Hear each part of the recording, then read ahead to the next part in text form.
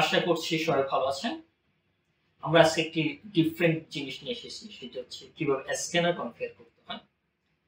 মূলত এই স্ক্যানারটা আমি নিজে কনফিগার করতে গিয়ে প্রবলেম ফেস করি, এরপর যে সলিউশনটা বের করা হয় সেটি আপনাদের সাথে শেয়ার করতে যাচ্ছি। ওকে, প্রথমে আমি স্ক্যানার মেশিনটার সাথে আপনার সাথে পরিচয় করে দিচ্ছি।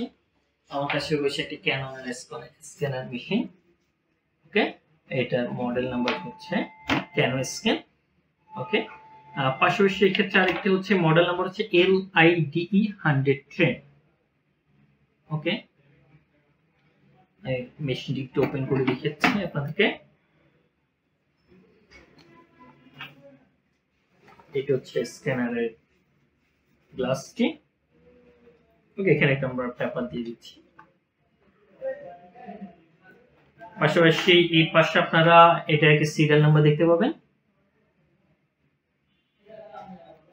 আর স্ক্যানার মেশিনে খুব বেশি জিনিস থাকে না, জাস্ট একটা ইউএসবি কেবল লাগানো থাকে, যার একটি পোর্ট স্ক্যানার মেশিনে লাগাতে হয়, আর একটি পোর্ট আপনার ডেস্কটপ অথবা ল্যাপটপে লাগাতে হয়।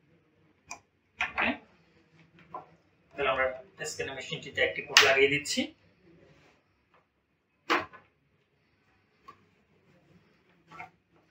আরেকটি পোর্ট আমরা আমাদের ডেস্কটপে লাগিয়ে কনফিগারটি করব।